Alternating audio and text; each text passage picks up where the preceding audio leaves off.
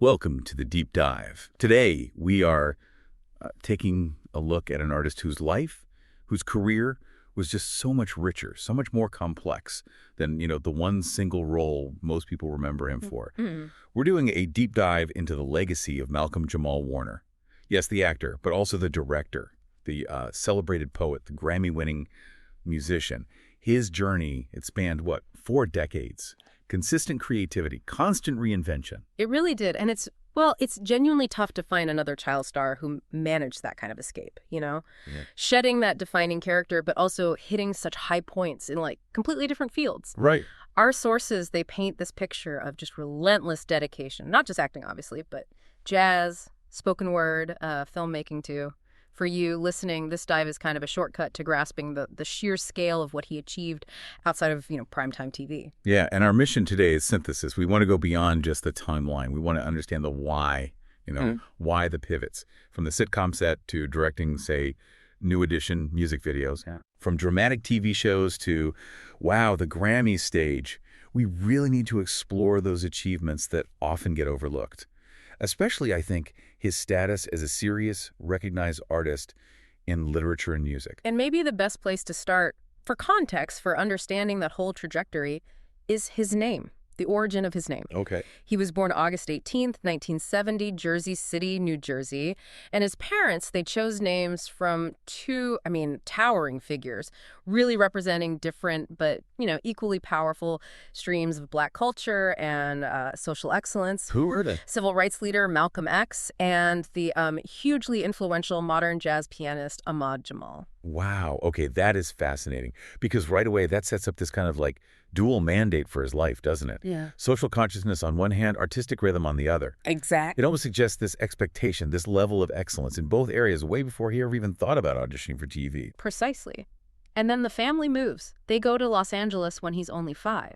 By the time he's 9, he's already kind of immersed in performing arts, showing this natural interest, this talent that led him to acting schools really early on. So it wasn't a fluke discovery. No, not at all. This was something cultivated, an interest he pursued. And you see the professional dedication in his schooling, too. Even with his career starting to take off, he kept a focus on education. He graduated from the Professional Children's School in New York City. Right, which is famous for that, isn't it? Balancing the academics with the crazy schedules young performers have. Exactly. And that early discipline, you have to think, that was the bedrock, right? The foundation for the much more diversified career that came later. Yeah. Okay, let's unpack this then. The conversation really has to start where, the public recognition blew up. Yeah. Theo Huxtable on The Cosby Show ran from 84 to 92. And this wasn't just a hit show. It was a cultural phenomenon. A monolith, yeah. And how he got the role, it's kind of spectacular, isn't it? Oh, yeah. He was literally the final piece they needed. The sources are clear. He auditioned on the very last day of this huge nationwide search for the Sun, for Theo. Wow. So imagine walking into that room. The show's already greenlit. The rest of the family, Cliff, Claire, the daughters, they're all cast. Right. The pressure must have been immense, but, he nailed it. And Theo, the character, he was so crucial. He was kind of the average kid, right? Mm-hmm. Struggling with school sometimes, which really contrasted with his super successful professional parents. Mm-hmm. It gave the show some of its most memorable moments. Important moments, too, like that famous Monopoly Money speech, remember, where teaches Theo about the value of work and money. That relatability, that's exactly what made his performance so strong, so enduring. And the industry saw it fast. That led to his Emmy nomination, Outstanding Supporting Actor in a Comedy Series. That was at the 86 Emmys. Just 2 years into the show's run. Yeah, exactly. 2 years in, which just solidified that his acting wasn't just, popular with viewers. It was respected by his peers, too. Critically respected. That Emmy nomination, that's a really key data point for us, I think, because it immediately lifts him above a lot of other popular child actors from that time. Absolutely. He had critical merit. And that gave him this crucial foundation when the show finally ended in 1992. And that transition period, as we know, that's the danger zone, isn't it? The minefield, yeah. The notorious minefield for former child stars. So many just vanish. Or worse, they struggle publicly trying to escape an identity that just doesn't fit anymore. But Warner, he took a different approach. It seems really aggressive, strategic, prioritizing versatility, showing he was committed to the craft, immediately. You see that rapid shift right away with that short-lived NBC sitcom, Here Now. Yeah. That was 92 to 93. Right after Cosby ended. Exactly. It wasn't important because it lasted a long time, but because it happened so quickly after the finale. He jumped straight into another lead role, playing Alexander A.J. James. It showed the industry, look, I'm an employable adult actor, not just, Theo Huxtable grown up. That speed, it's telling. Yep. But maybe even more insightful than just the acting roles was how he used his fame for, educational stuff. Ah, right. CBS Story Break. Yeah, from 93 to 94, he hosted that kids show promoting literacy. That feels like a really direct positive use of his platform, linking back to that, intellectual foundation we talked about with his name. And his acting choices around then, they seem really focused on showing range. Like in 91, Cosby was still on the air. He guest starred on The Fresh Prince of Bel-Air, Hillary Banks' boyfriend. Right, which was kind of a comfortable step, Yeah. Comedic, but moving towards slightly more adult roles. But then you see the deliberate, counter-programming. Look at 1995. He shows up on Touched by an Angel, the drama series. Being a homeless man. Exactly. That's a conscious move, right? To shake off that polished, upper-middle-class Theo image. It showed grit. It showed he was willing to take roles that needed real, dramatic depth transformation. And that move, it clearly paid off. It earned him an NAACP Image Award nomination in 96. Outstanding Supporting Actor in a Drama Series. Sure. These nominations, they prove that people, critics, award bodies, they got it. They understood he was actively working to evolve his professional identity. And we should definitely mention the voice work, too. That's often kind of an underappreciated path for successful child actors, right? To expand their craft without being visually typecast. Good point. He spent 3 years, 94 to 97, voicing the producer character on the Magic School Bus. Which was huge and educational. Yeah, super popular. And it let him flex his performance muscles in a way where, looking like Theo was totally irrelevant. And his film choices, early to mid-90s, they really cement this work ethic. He wasn't just doing TV, he was strategically moving between different mediums. He took the role of Deputy U.S. Marshal Terry Nessep in that 1994 action movie, Drop Zone. With Wesley Snipes. Yeah. Well, let's pause on Drop Zone for a sec, because that was a pretty big deal, a high-stakes action movie. Playing a deputy U.S. Marshal opposite an established action star like Wesley Snipes that demands a certain, physical presence, a gravitas, that was completely different from his sitcom work. Totally. It showed the industry, okay, this guy can anchor a dramatic physical role. And this leads right into some really significant biographical film work. He landed with HBO in 95. Big year for him. Huge year. He played Roy Holloway, Mike Tyson's best friend and manager, in the movie Tyson. And he was also in The Tuskegee Airmen. As Leroy Cappy, yeah. That was a critically acclaimed historical drama. Playing real people, historical figures, especially in prestige projects like those HBO films.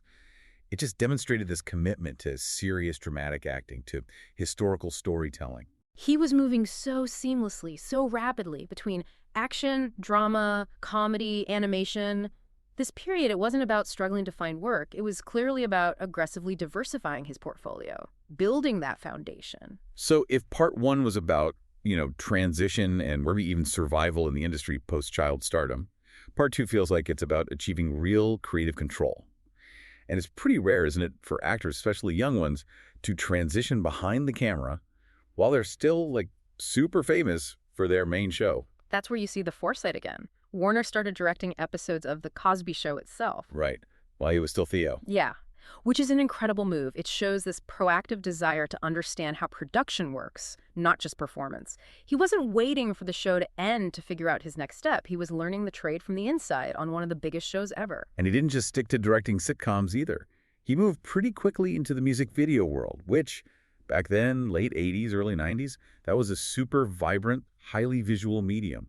Needed a totally different kind of rhythm, different storytelling. That's right. Our sources, they list several specific examples that really place him in that whole era's visual culture.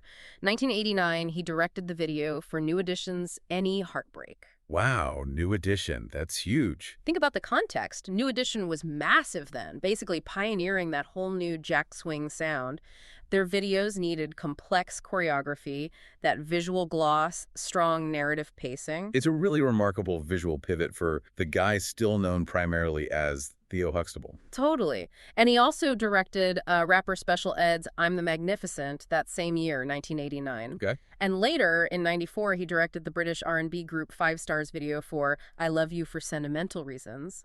Directing those videos, it required synthesizing music, narrative, visual economy skills that are, essential for any creative storyteller. And that directorial credibility, it clearly allowed him to just slide right into directing TV episodes throughout the 90s, often in the genre he knew best, the sitcom, but now he was the one calling the shots. Yeah, he directed episodes of popular shows like All That, Kenan and Kel. Nickelodeon staples. Exactly. His own sitcom, Malcolm and Eddie, he directed some of those. And notably, several episodes of The Fresh Prince of Bel-Air where, remember, he'd already guest starred. Right, full circle. He had truly cemented himself as this trusted, talented director within that whole Black sitcom world. But stepping back a bit, maybe the most, profound use of his directing talent came in 1992, right as he was making that transition into his adult career, his public health work. Oh, this needs a real deep dive because it speaks directly back to that founding principle, that idea suggested by his name, right?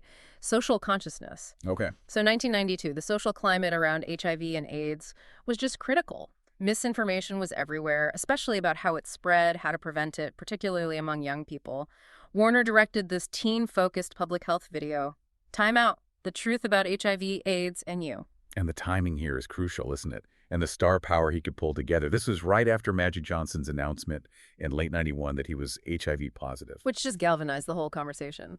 Exactly. So Warner was able to use his own platform, the respect he had in the entertainment world, to bring together huge names like Arsenio Hall and Magic Johnson himself for this direct message to young people. The significance of that project, it really can't be overstated. He used his newly developed directing skills not for, commercial gain, but for this urgent public service message. Yeah. It was critical in a moment of real crisis and fear. It was such a sophisticated display of ethical, social responsibility, proving his commitment went way beyond the soundstage. Okay, let's pivot now, because this is maybe the truly unique part of his career, the thing that sets him apart from pretty much all his peers. Yeah. Here's where it gets really interesting.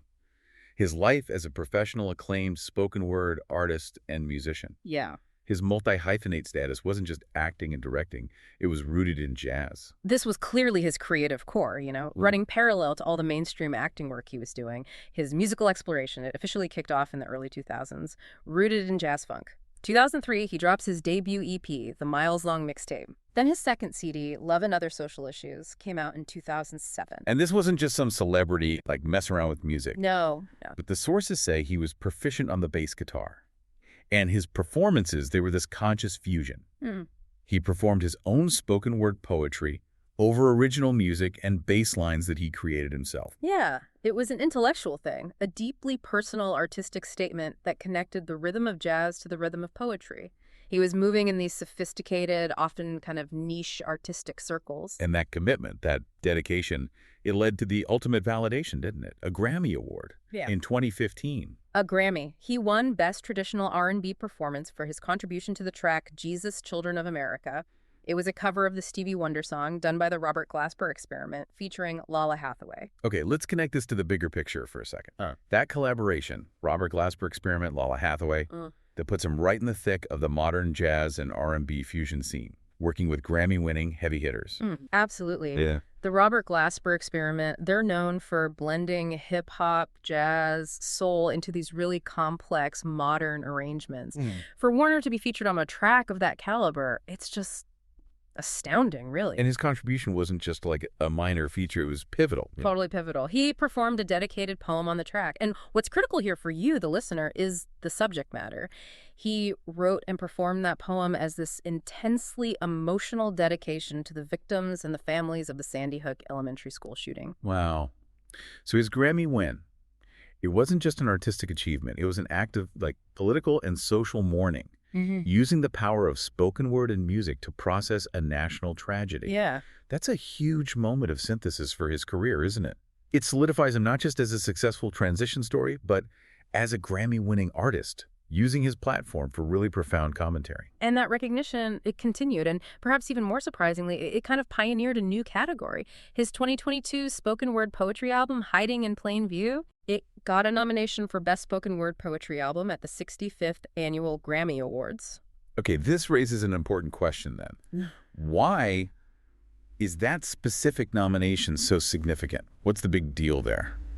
Because the 65th Grammys, the ones presented in 2023, that was the very first year the Recording Academy officially introduced a specific category just for Best Spoken Word Poetry Album. Oh, okay. Before that, poetry albums were just kind of lumped into the broader spoken word album category, which was often dominated by audiobooks or, political speeches. This new category, it legitimized the actual art form of performative poetry within the mainstream music industry. And he was right there, nominated in the very first year, the inaugural class. Exactly. He wasn't just reacting to trends. He was helping pioneer the space, showing that this intellectual, rhythmic art form that he'd been cultivating for, 2 decades, it was finally getting its own specific industry recognition. He was really a cornerstone of that scene, wasn't he? Hosting the Poetry Jam at the National Black Theater Festival for years. Yeah, from 2003 onwards. He'd carved out this thriving, meaningful artistic career that existed completely separate from his Hollywood fame, yet he brought the same level of discipline, the same seriousness to it. So despite all these accolades in music and directing, Warner never really left television, did he? He showed this incredible resilience, this ability to keep landing long-term, defining adult roles. A couple of successful sitcom rebounds, late 90s, early 2000s. Yeah, the most significant one was probably Malcolm and Eddie. That ran for 4 seasons on UPN from 96 to 2000. He starred as Malcolm McGee opposite the comedian Eddie Griffin. Right. And this was a really crucial period for him, I think, because it proved he could successfully anchor a multi-camera sitcom as a full-fledged adult. Yeah. He still had that comedic timing people expected, but now outside the constraints of, a family show structure. And that dynamic between Warner's character, Malcolm, who was more grounded, kind of earnest. Yeah, the straight man. And Griffin's Eddie, who was just wild and chaotic. That contrast worked really well for audiences for a long time. It did. And it earned him another NAACP Image Award nomination in 2001. So again, proof that he was maintaining relevance and quality in the comedy space even then. And his career just kept showing this pattern of stability. Right after Malcolm and Eddie, he worked with Jason Alexander, who was, fresh off Seinfeld. Huge star. In that CBS sitcom, Listen Up. It was short-lived, only 2004, 2005.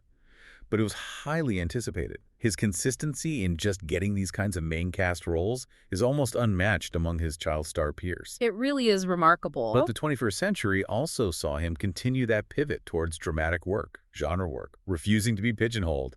He took a main cast role in that post-apocalyptic drama, Jeremiah. Right, from 2002 to 2004, he played Curdy Malloy, which is, talk about a stark contrast from the safe, family-friendly humor he was known for. Totally different vibe. It showed he was willing to commit to long-form cable drama, often with darker themes, grittier settings, and at the same time, he kept this steady, diverse presence in movies. We mentioned the action stuff earlier, but he also showed he could handle, big blockbuster romantic comedy. He was Cordell in Fool's Gold. The Matthew McConaughey, Kate Hudson movie from 2008. Right. What really stands out, though, is his continued success playing real-life figures in major biographical dramas. We talked about Tyson earlier, but his portrayal of A.C. Cowlings. Oh, yeah. O.J. Simpson's friend, the driver of the infamous white Bronco, and the People v. O.J. Simpson, American Crime Story in 2016. That was incredibly recognizable and, complex. Playing A.C. Cowlings, that was a masterful choice, I think. It required immense subtlety. Cowlings was right there, central to one of the most televised, chaotic events in modern history, right? Right in the middle of it. But he wasn't really a major player in the trial itself. So Warner had to convey the fear, the loyalty, the sheer historical weight of that moment just using nuanced dramatic acting. It further cemented him as this serious, dramatic force. And if we look at his sustained mid-career TV presence, he was just a fixture, wasn't he, on major network and cable dramas, landing these reliable, recurring roles that kept him visible and maintained his dramatic credibility. Absolutely. He was very successful getting legal and police roles, which often demand that kind of precision and gravitas. 2016 to 2017, he played Julius Rowe, the prison counselor, on season 6 of Suits on USA Network. Popular show. Very popular. And before that, he had a pretty significant run as Lieutenant Chuck Cooper on the police procedural Major Crimes on TNT from 2014 to 2016. And he also had that recurring role, James Bagwell, the parole officer, on Amazon's Sneaky Pete across 3 seasons. This pattern, it shows a really strategic approach to managing his career, doesn't it? Understanding that recurring roles in successful dramas, that's the bread and butter of a lasting career. Much safer, maybe more rewarding than just chasing one-off leads all the time. Yeah, consistency. And speaking of understanding one's history, maybe the best example of him being totally at peace with his own legacy came during his guest spot on Community. Oh, I love this anecdote. Oh. Yeah, he played Andre Bennett, Shirley's ex-husband, in 2011 and 2012. And the sources mention this fantastic, self-referential moment where his character basically addressed the cultural weight of his past head-on. He wore what was unmistakably, a Cosby sweater in one scene. He did. And when asked about it, his character just says, oh, the sweater, it was from his dad. It's brilliant. It shows such a deep level of comfort, humor about his own history, demonstrating that he saw the cultural influence of Theo not as some burden he had to shake off, but as this recognizable part of his journey that he could playfully acknowledge. He owned it. That kind of self-awareness, that's key to a long career, isn't it? Yeah. And at the same time he was doing that, he had a pivotal leading role in the Beatty scripted comedy series, Read Between the Lines. Right, that ran in 2011, then came back for a second run in 2015. He played Dr. Alex Reed, an English professor in a blended family. Another NAACP Image Award win for that one, too. Outstanding actor in a comedy series in 2012. Yep. And playing an English professor again, this intellectual, grounding figure, it speaks again to that thread of academic literary focus that ran through his life, So far removed from the kid struggling with homework, Theo Huxtable. Which brings us really to the final sustained major role of his professional life. Dr. A.J. the Raptor, Austin on the FX medical drama, The Resident. From 2018 right up until the show ended in 2023, he was a prominent main cast member. And Dr. Austin the Raptor. Yeah. He was this highly skilled, super confident, specialized cardiac surgeon, known for his sharp mind, maybe a challenging ego sometimes. Yeah, a bit arrogant, but brilliant. Right. But if you look at that progression, from Theo, the struggling student, to Dr. Austin, the brilliant life-saving expert, it's kind of the ultimate professional maturation, isn't it? It really is. He anchored a major network medical drama for most of its run, showing immense stability and high-level success right up until the very end of its production. So this whole segment of his career, running parallel to his Grammy-nominated poetry, it just solidifies the unique breadth of his talents. He was an acclaimed artist who could simultaneously hold down a lead role as a brilliant surgeon on network television. Just remarkable range. So to really round out the full picture of the man, we should briefly touch on his personal life. Although he was known for being notably private, really prioritizing keeping his public persona separate from his family life. Yeah, that definitely comes through. We should mention his relationships, though, which often involved his peers in the industry. He dated Michelle Thomas. Remember, she played Justine Phillips, his girlfriend on The Cosby Show. Right. They dated until '94 and apparently remained really close friends until her tragic death in 1998. Very sad. He also had a long-term relationship with actress Karen Molina White for, 7.5 years? Yeah, a long time. And later with actress and director Regina King from 2011 to 2013. But then he married Tanisha Warner in 2017. And our sources confirmed they had a daughter, born around 2016 or 2017. And he made this very conscious, protective choice to keep their identities, their private life, completely out of the public eye, valuing their space above everything else. That decision, it really underscores his grounded nature, doesn't it? I mean, despite decades of fame, he consistently seemed to seek normalcy, privacy for his immediate family. Absolutely. And even while he was maintaining the steady acting career, he was constantly exploring new artistic outlets, embracing the way media was evolving. Which leads to the ultimate expression of that constant evolution, really, in the final year of his life. His move into the newest medium, the world of digital audio conversational series. Podcasting. That's right. In June 2024, just last year before his passing, he launched the Not All Hood NAH discussion series. He hosted it with Wisi Baraka and Candace Kelly. And the whole point of the show was to discuss the diverse lives, the experiences of Black Americans. This project, it kind of brings us full circle, doesn't it? Yeah. From that social consciousness hinted at by his name at birth, to directing those public health videos in the 90s, to writing socially relevant poetry that won a Grammy. His final major venture was using this conversational platform to explore and uplift narratives within his community. It really demonstrates an artist who is constantly seeking application, discussion, finding truth through his work. It's a career path from 1984 all the way to 2024 that just shows this unparalleled commitment to adapting and to creating meaningful work. Which, of course, makes the circumstances of his passing just so profoundly difficult, so tragic to process. Yeah. We need to turn now to the details of his death. And we'll treat this event with the utmost respect and factual accuracy based on the available sources. Malcolm-Jamal Warner died on July 20th, 2025. He was 54 years old. And this happened while he was in Limon Province, Costa Rica. The specific location, according to reports, was the ocean off Playa Cocles. He was apparently part of a group that was learning to surf. The reports from the vice president of the Caribbean Guard, which is a volunteer lifeguard group there, they indicate the incident happened shortly after the group finished their formal surf lesson. He and several others decided to go back into the water. And the sources really emphasize that this particular area, it's known for having strong, unpredictable ocean currents. And these currents apparently quickly pulled 3 people from the group into distress. Reports mention a woman and a young girl specifically. Who were thankfully brought back to shore, with help from other beachgoers and the lifeguards who were there? Yes. But it was then realized that Warner was missing. He was the 4th person. A search started very quickly. We know from the detailed reports that an unnamed boogie boarder and a doctor went into the water and found Warner maybe 5 minutes later. He was found submerged, unconscious. Yeah. The local authorities, the Costa Rican Red Cross, they stated that emergency responders were dispatched promptly. But despite that rapid response, the reports confirmed that resuscitation attempts, CPR, were performed for about 45 minutes, right there on the beach. Wow. 45 minutes. He was pronounced dead at the scene around 2:10 in the afternoon. And the Judicial Investigation Agency later confirmed the official cause of death was accidental asphyxia by submersion, basically drowning after being caught in a powerful current. The sources also noted the terrible reality that a second man, also involved in the incident, was taken to a nearby clinic in critical condition. Just an awful tragedy. Absolutely awful. The outpouring of grief, as you'd expect, was immense, just reflecting his decades-long positive presence in the industry. His mother, Pamela Warner, she released a statement that offered, I think, immense comfort to people mourning, confirming he did not suffer and was at peace. Which must have been some solace. Yeah. She characterized him beautifully, too, as a devoted husband, father, and son, and she encouraged people to remember him by cherishing the joy he brought them. She also spoke about his professional journey, noting how self-confident he was in acting even by age 8, and talked about the later passions that led to his Grammy recognition.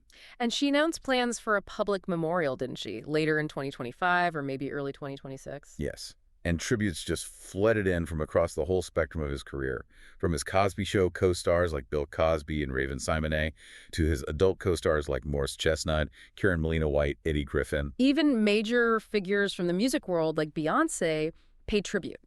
The collective memory just affirmed his unique status as this kind, highly intelligent, incredibly multifaceted artist. And as a final dedication, the episode Mother Love of the series Murder in a Small Town, he played Mr.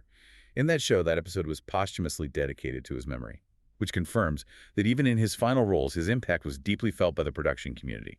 #, final insights. So when you step back and look at it all, what's really fascinating here is just how successful he was at achieving both artistic integrity and commercial viability across such wildly different fields. Yeah. We analyzed his progression, from the beloved sitcom star to becoming this prolific TV director in the 90s, and then, crucially, his emergence in the 2000s as a serious Grammy-winning musician, and get this, a Grammy-nominated spoken word poet in the very first year that category existed. He didn't just survive that whole child star curse thing, he completely redefined what success could look like after that. Right. Very few people make that transition successfully from a character like Theo Huxtable to a character like Dr. A.J. the Raptor Austin, this super confident specialized surgeon. Right. And even fewer manage to win a Grammy for performance poetry while they're doing it. His whole career, it just speaks to this deep underlying commitment to continuous intellectual and artistic exploration. The application of knowledge, the pursuit of meaning, that was clearly so central to him. We know he reflected deeply on his early experiences. He wrote that book, Theo and Me. Growing up, way back in 1988. Right, when he was still quite young. Yeah. Which suggests this early understanding of the value of sharing perspective, especially hard-won perspective.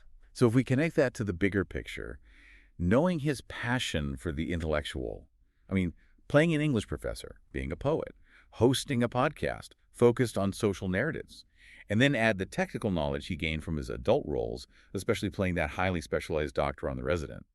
Well, this raises an important question. Considering that wealth of experience, the perspective he'd acquired over 4 decades, what new book, what new project might Warner have produced if he'd lived? synthesizing all that wisdom as the respected raptor, the acclaimed poet, the dedicated conversational host. The knowledge he accumulated applied to some large-scale project in his mid-50s. I mean, that would have been invaluable. He clearly valued knowledge, application, and critical discussion above almost everything else. We'll leave you with that thought. The enduring question of the projects, the insights we lose when a truly creative, synthesizing force is taken too soon. And just the sheer depth of the legacy he managed to build across fields that, let's be honest, rarely ever intersect. What knowledge, what art did he intend to share next?